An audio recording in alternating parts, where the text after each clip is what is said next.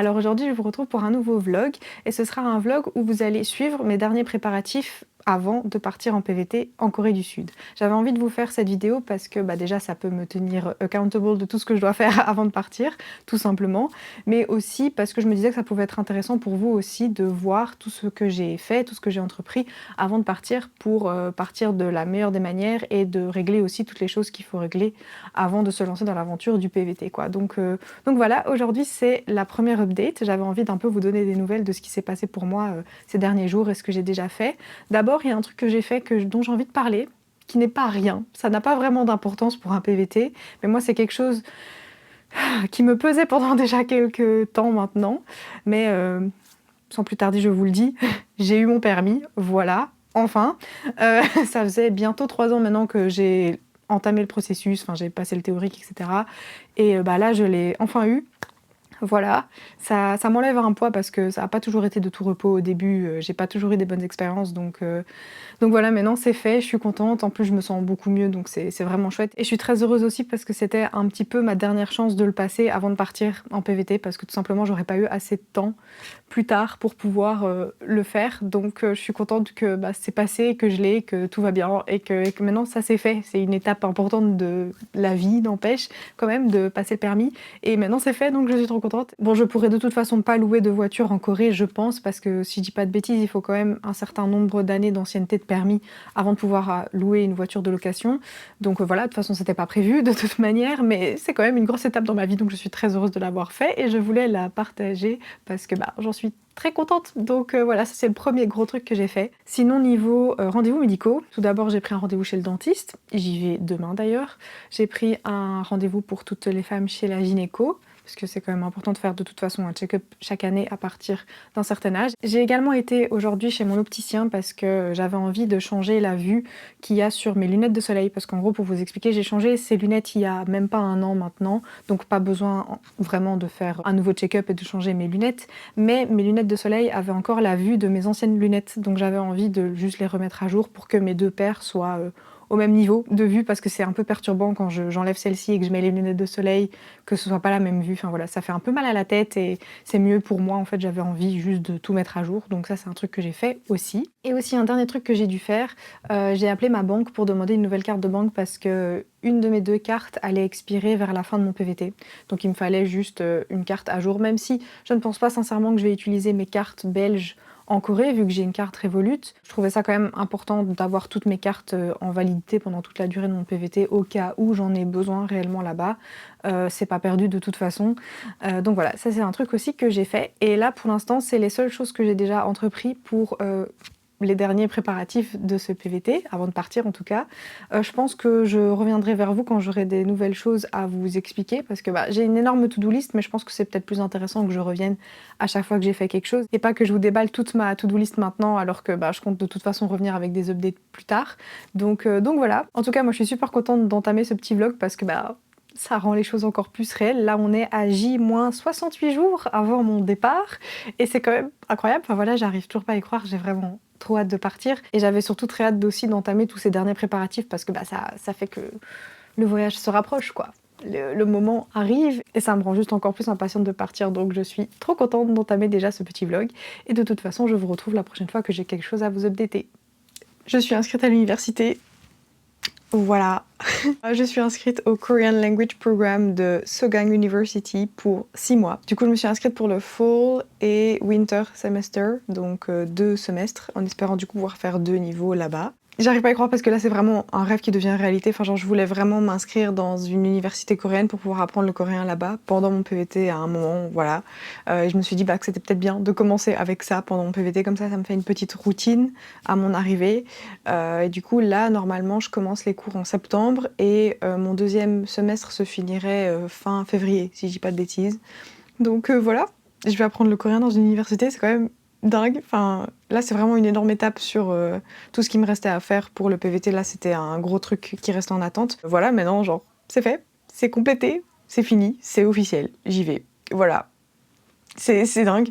Oh, c'est ouf. Je suis trop contente, vraiment, ça va être incroyable. En plus, j'ai une amie qui me rejoint aussi là-bas pour faire le fall semester pendant 3 mois, du coup. Et on s'est inscrite à la même école et tout ça. Enfin, genre, ça va être trop cool. Vraiment, j'ai J'ai beaucoup trop hâte là, c'est vraiment une grosse étape qui se concrétise quoi, un des gros derniers trucs que je devais faire avant de partir donc c'est vraiment incroyable. Donc voilà, ça c'est un truc que j'ai fait du coup. Sinon un autre petit truc que j'ai fait, c'est aller échanger des won. J'ai été échanger 500 € en won pour avoir un peu de cash quand je suis là-bas pour tout ce qui est, transport, carte de transport et cetera. Et puis ben, si j'en ai besoin parce que bon, j'ai pas envie de devoir aller, retirer de l'argent, trop souvent. Donc je me suis dit: «Bah 500 € pour commencer, c'est déjà très, très bien». Donc voilà, surtout que bon, on peut utiliser la carte partout. Mais voilà, je voulais vous faire une petite update parce que, bah, c'est quand même incroyable quoi. C'est une grosse étape pour moi et donc je voulais je voulais vous faire une update parce que, bah, c'est ouf quoi. Je vais aller apprendre le coréen dans une université en Corée et encore mieux Sogang, qui est vachement réputé pour son cursus, surtout, sur le fait qu'il se focus énormément sur l'oral. Et moi en soi, c'est ce qui m'importe le plus parce que bon, j'aimerais bien pouvoir m'exprimer le plus facilement possible et le plus fluidement possible et surtout aussi comprendre ce qu'on me dit, donc c'est le principal pour moi. Donc j'en suis très très contente et j'ai beaucoup trop hâte de commencer, voilà. Hello, alors je vous retrouve pour une nouvelle update. J'ai été faire un petit crochet à la pharmacie pour m'acheter des médicaments, des crèmes, etc. pour le voyage. Donc j'avais un peu envie de vous montrer tout ça. Puis ça me faisait un peu plaisir de vous faire une update. Je sais pas si c'est très intéressant de vous montrer vraiment tous les médicaments que j'ai envie d'emmener avec, mais j'avais envie de faire une update parce que j'ai l'impression d'avoir commencé ce vlog il y a super longtemps, ce qui n'est pas faux en soi. Mais là on est au dernier mois en fait, on est au mois de juillet. Je pars dans exactement 2 semaines.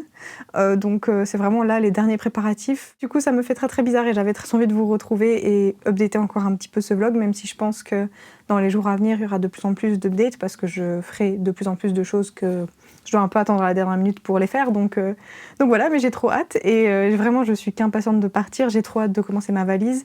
Et là du coup avoir été à la pharmacie c'est un peu une première étape pour préparer cette valise vu que bah, je fais un petit stock de ce dont j'aurai besoin là-bas. Donc je vais vous montrer ça tout de suite. Alors d'abord j'ai fait un stock de Nurofen parce que c'est le médicament que j'utilise le plus entre guillemets dans la vie de tous les jours. Pas tous les jours clairement, hein, mais c'est le genre de médoc que j'utilise beaucoup puisque bah, quand j'ai mal de tête je prends vite un Nurofen ou quand il y a un problème je prends un Nurofen. Enfin voilà, c'est bon pour tout. Donc ça j'ai pris 3 boîtes parce que c'est les médocs que j'utilise entre guillemets le plus et dans tous les cas c'est pas perdu. J'ai pris une petite boîte de Dafalgan justement parce que du coup les Nurofen c'est plus anti-inflammatoire et les Dafalgan c'est plus antidouleur si je dis pas de bêtises, bah je voulais prendre du coup les deux. Donc j'ai pris une petite boîte parce que là pour le coup les Dafalgan c'est vraiment le truc que j'utilise très très peu. Donc bah j'ai juste pris une petite boîte avec 16 comprimés pour le voyage quoi. Ensuite pour tout ce qui est estomac, mauvaise digestion etc. j'ai pris des antiméthyl et des Imodium instant. Voilà, parce que me connaissant, mon corps va sûrement s'adapter à la nourriture coréenne quand je vais arriver là-bas. Donc je vais sûrement avoir parfois des petits problèmes de digestion. Et de toute façon, comme j'ai dit, c'est pas perdu. Donc j'ai fait le stock de ça, donc une boîte de chaque. Et pour tout ce qui est règles, mal de ventre aussi, mais là plus centré sur les règles féminines, malheureusement, j'ai pris un Perdo Femina. Voilà, j'avais oublié le nom pendant un instant, mais c'est pour tout ce qui est mal de ventre quand on a ses règles, quoi. Voilà, ça arrive. Donc j'ai pris ça. Sinon, pour tout ce qui est un peu mal de gorge, j'avais encore un spray pour la gorge que on m'avait prescrit quand j'ai été malade début 2025 et je l'ai juste pas utilisé parce qu'il m'en restait encore un autre, donc j'ai emmené ce spray pour la gorge parce que notamment quand j'étais au Japon il y a quelques années ça m'a vraiment sauvée parce qu'avec le trajet en avion je sais pas pourquoi ma gorge avait été complètement desséchée et j'avais vraiment mal de gorge. Ce spray là comme je l'avais emmené à ce voyage là ça m'avait vraiment beaucoup sauvée, donc je me suis dit bah je vais faire la même chose et tant que j'y étais j'ai aussi fait le stock de comprimés pour la gorge parce que bah pareil ça va, c'est très utile en tout cas pour moi et je sais très bien qu'en hiver je peux facilement avoir un peu des mal de gorge, donc je me suis dit bah autant prendre déjà de la maison quoi. Voilà. Ensuite pour tout ce qui est crème, alors j'ai fait un petit stock, j'ai notamment d'abord pris une crème contre les irritations et les démangeaisons de piqûres de moustiques ou d'insectes. Donc voilà, du Phénigel. Ensuite, j'ai demandé plusieurs types de crèmes. Donc là, notamment, c'est une crème contre les brûlures et tout ce qui est plaies. Donc ça s'appelle Flamigel. Puis après, pour tout ce qui est cicatrisation, j'ai pris un Cicaplast de La Roche-Posay. En plus, celui-là, il y a un SPF 50. Donc voilà, c'est vraiment tout ça, c'est vraiment dans des au cas où parce que bon, j'avais envie de prendre de l'arnica pour tout ce qui est bleu, etc. Mais il n'y en avait plus à la pharmacie, donc elle m'a prescrit un iridoïde. Voilà, je ne connaissais pas, mais c'est la même chose, donc voilà, c'est pour tout ce qui est bleu. Et enfin, le dernier truc que j'ai pris, c'est du Voltaren. Voilà, pour tout ce qui est inflammation, douleurs musculaires, tout ça, quand il y a un petit souci, les petits bobos, bah voilà. Bon, j'ai été coupée parce que je n'avais plus de batterie, mais je disais que je pense qu'avec tout ça, j'ai tout ce qu'il me faut pour l'année, ou en tout cas les trucs les plus indispensables au cas où il y a quelque chose. J'ai demandé à la pharmacienne si elle avait des idées d'autres choses que je devrais prendre, mais elle pense qu'avec ça c'est assez. Puis dans tous les cas, j'ai pas au fin fond de la planète.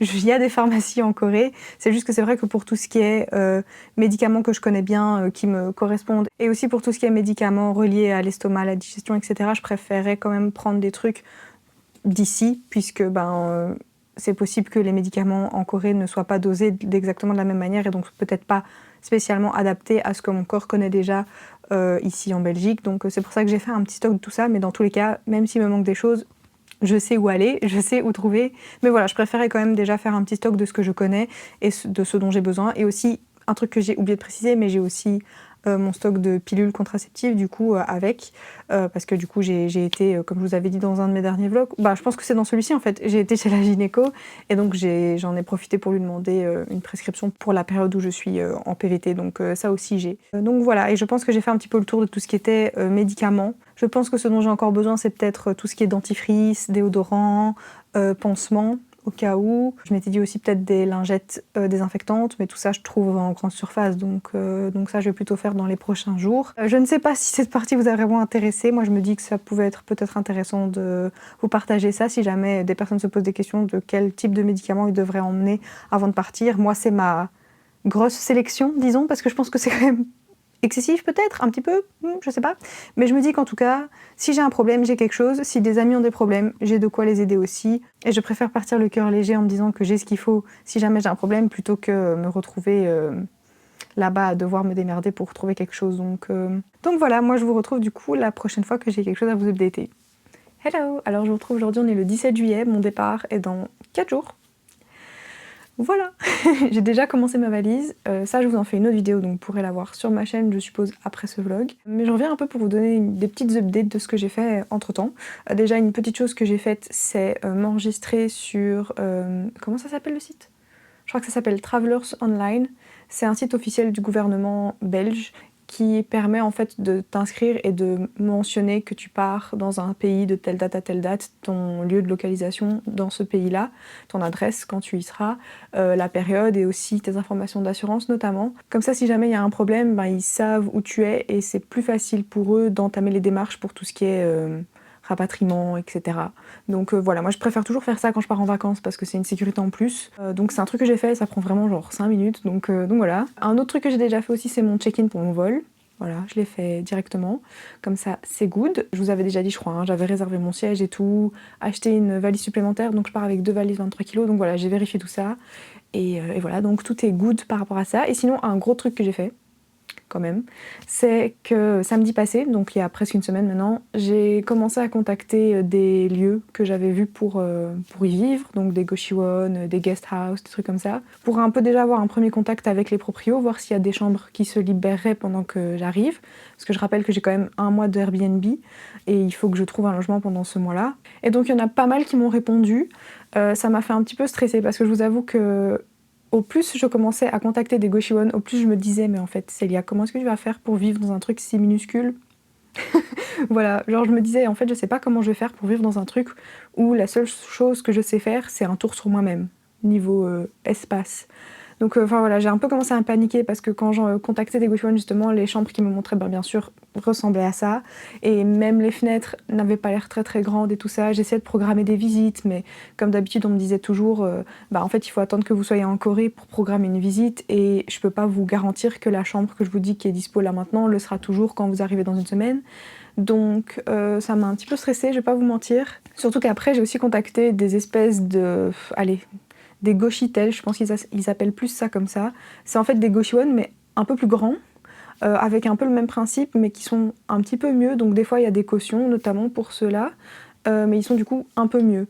Et il y en a un notamment que j'avais contacté qui était quand même vachement cher, d'autres qui ressemblaient carrément à des sortes de one room slash guest house un peu particulières, bref. Mais ça c'était vraiment hors de mon budget. Tout ce qui est appart avec caution énorme là, super élevé, le cas classique, j'avoue que je voulais pas vraiment me lancer là-dedans, surtout qu'en fait je suis même pas sûre de vouloir rester accrochée à une seule adresse pendant toute mon année, puisque je sais pas ce que je vais faire en fait. Je sais juste que jusqu'à fin février, je dois rester à Séoul parce que je vais à l'université pour apprendre le coréen. Donc je savais que pendant cette période-là, je devais rester à Séoul et trouver quelque chose. Sauf que j'étais pas sûre qu'après ça, si ça se trouve, je vais vouloir voyager et je vais passer d'un endroit à un autre, rester dans une ville pendant 3 semaines, rester dans une autre pendant 3 semaines. J'en sais absolument rien, je sais absolument pas. Et c'est pour ça que j'avais pas envie de prendre un appart. Puis c'est aussi à cause de ces cautions beaucoup trop élevées, quoi. J'avais pas envie de mettre autant alors que j'y étais même pas encore, quoi. Voilà. Surtout que c'est de l'argent que je dois déposer dès le début du voyage et que je recevrai peut-être qu'à la fin, quoi. Donc voilà, je voulais tester autre chose, mais du coup quand j'ai contacté tous ces Goshiwon et ces Goshitel, One Room, etc., Guest House, quand je me suis rendu compte que les trucs un peu mieux dans ce que je voulais comme critères étaient vachement trop chers pour rentrer dans mon budget, j'ai un peu paniqué, je vous avoue. Et là, en fait, j'ai trouvé une piste. J'ai pas envie de vous en parler tout de suite. Je pense que je vais faire une vidéo dédiée à ça, où je vous explique comment j'ai potentiellement trouvé le logement s'il me convient, où j'emménage, etc. Ça, à mon avis, je vous en ferai une autre vidéo. Mais donc, à l'heure actuelle, j'ai potentiellement une piste. En tout cas, pour quand j'arrive en Corée, ce qui me rassure énormément. Surtout que c'était quelque chose que j'avais déjà repéré il y a au moins 1 an. Et pas que je m'y projetais déjà, mais quand même un petit peu. Donc, si j'ai réussi à secure le truc et que tout se passe bien, bah, je pense que je vais bien y plaire, voilà. Mais je préfère vous en parler plus tard, vous montrer tout ça plus tard quand ce sera officiel. Mais donc voilà, là où j'en suis. C'est des grosses étapes du coup que j'ai faites pour l'avancée de tout ça. Là, ce qui me reste vraiment à faire, c'est pas grand chose quoi, c'est finir ma valise. Il faut aussi que je remplisse la e-arrival card. C'est un truc nouveau qu'ils ont instauré depuis quelque temps. C'est la façon électronique de s'enregistrer dans le pays qui remplace les petits papiers qu'on remplissait dans l'avion juste avant d'atterrir, vous voyez, juste pour l'immigration et tout ça. Donc ça je dois faire, mais c'est que 72 heures avant le vol, donc là on n'y est pas encore. Sinon aussi un truc que je vais faire, c'est prendre une eSIM chez Revolut. Ça je suis pas sûre que je vous updaterai, donc c'est pour ça que je vous mets un petit heads up ici. Je prendrai une carte SIM Revolut pour une certaine période. Ce qui est bien avec la carte SIM Revolut, c'est que je peux la continuer si jamais j'ai plus d'argent dessus. En fait c'est une carte SIM que j'ai plus ou moins pour toujours sur mon téléphone. La seule chose que je dois faire c'est remettre de l'argent pour la réactiver, donc c'est un peu comme une prépaid mais pas vraiment. Enfin voilà, je sais très bien que ça me donne pas un numéro de téléphone coréen, mais au moins ça me permettra d'avoir de la 4G pendant le début de mon voyage jusqu'à ce que je me pose là où je vais potentiellement vivre, que je prenne un rendez-vous pour avoir mon ARC, et peut-être qu'après que j'ai mon ARC, j'irai chez un opérateur téléphonique pour pouvoir relier un numéro de téléphone avec un abonnement à l'année sur mon ARC.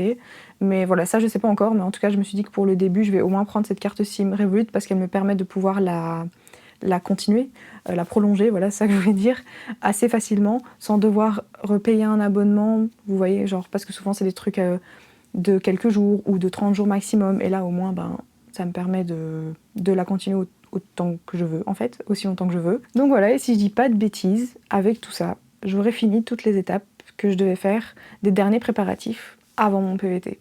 Voilà. C'est bizarre. Je vous avoue que je sais pas si je ferai encore une update. Peut-être quand je devrais remplir la e-arrival card.